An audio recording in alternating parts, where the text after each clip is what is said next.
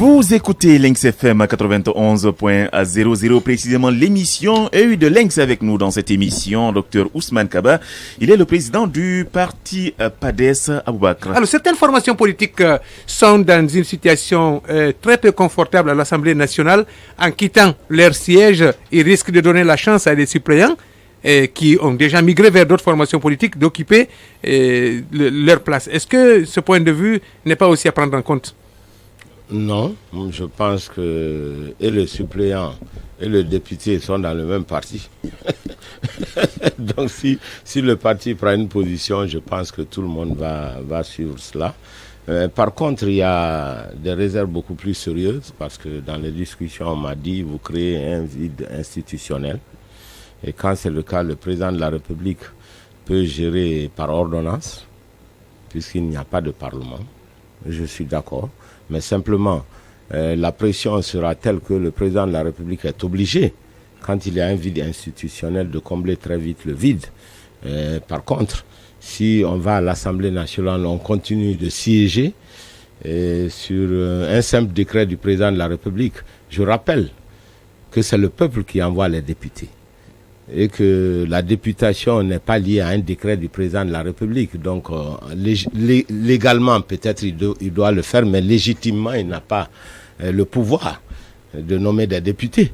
Il n'a qu'à nommer ses ministres, il en a suffisamment à nommer ses directeurs, etc. Mais c'est le peuple qui envoie. En ce qui me concerne, je l'ai pris comme ça, parce que vous savez, en 2013, ce sont les populations de Kankan, moi, qui m'ont mandaté.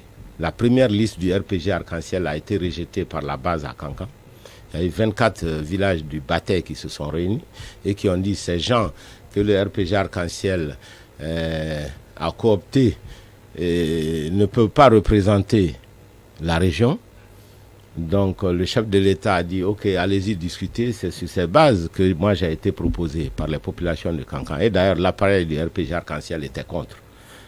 Voilà, et c'est comme ça que je suis devenu député, donc par la volonté du peuple de Guinée.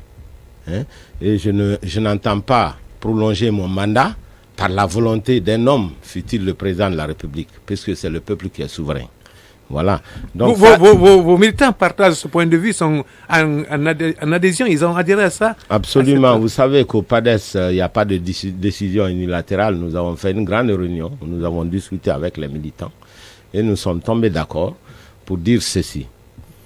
Le député est élu par le peuple de Guinée. Nous avons un mandat souverain du peuple. Et le peuple nous a mandatés pour 5 ans.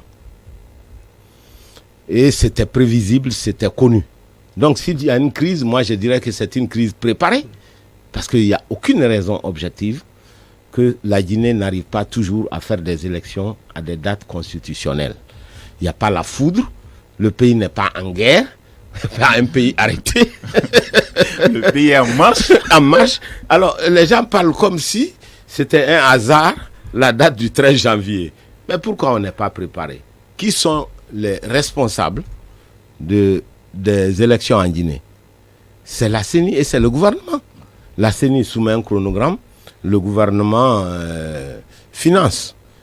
Donc, on connaît bien les acteurs. Donc, s'il y a eu du retard, c'est fait exprès, c'est fait sciemment pour qu'on puisse glisser encore le calendrier une fois de plus et qui sait en 2020 pour qu'on ait le même scénario.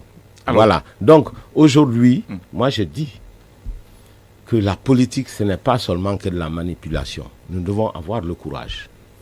Et comme moi je suis enseignant, je tiens à cœur de donner à la jeunesse l'exemple pour dire que la politique ce n'est pas seulement de la tromperie, et qu'il faut de la sincérité, et qu'il faut de courage, surtout qu'il ne faut pas toujours privilégier ses propres intérêts personnels. Ça, c'est très important. Parce que vous savez, la politique est très décriée chez nous. Il faut qu'on ait une touche d'éthique et de morale, finalement, dans cette histoire. On ne peut pas affaiblir la démocratie chez nous et prétendre le contraire. Créer le vide institutionnel, obliger l'État et la CENI à organiser très vite des élections, c'est renforcer la démocratie. C'est ancrer la démocratie chez nous.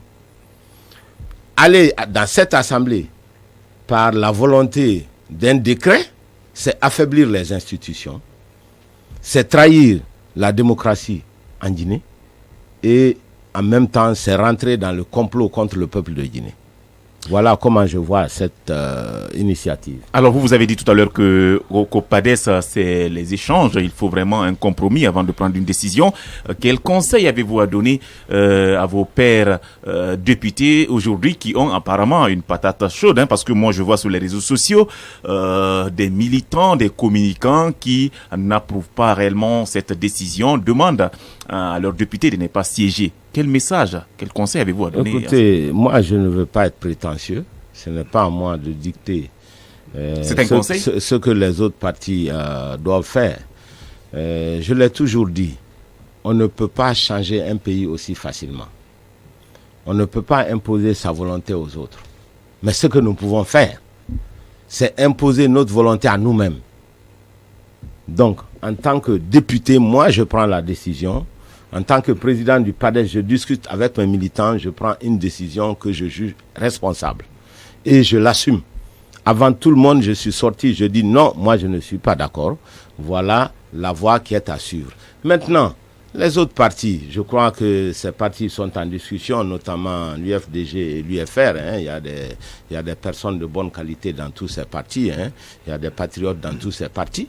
Et je pense que je souhaite en tout cas que la décision soit unanime pour paralyser ce Parlement et obliger l'État et la CENI à organiser très vite des élections.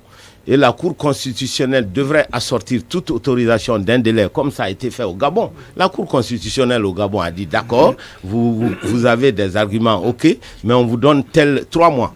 En 3 mois, organiser des élections pour qu'il y ait des nouveaux députés. Voilà mon souhait.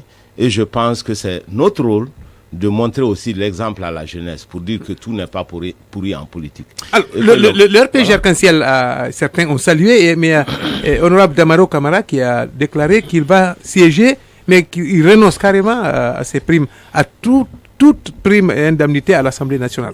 Bon, ça veut dire simplement d'abord que pour une fois, je suis d'accord avec l'honorable Damaro, il est dans la bonne direction. Et ça veut dire aussi que tout le monde n'est pas pourri et qu'il y a aussi un vrai problème de conscience qui tenaille tout le monde. Moi, je souhaite que la classe politique guinéenne puisse unanimement se mettre debout, clairement, devant notre jeunesse pour dire nous allons travailler pour enraciner la démocratie chez nous pour que vous, les jeunes, vous puissiez avoir un pays qui marche. Voilà le message. Avec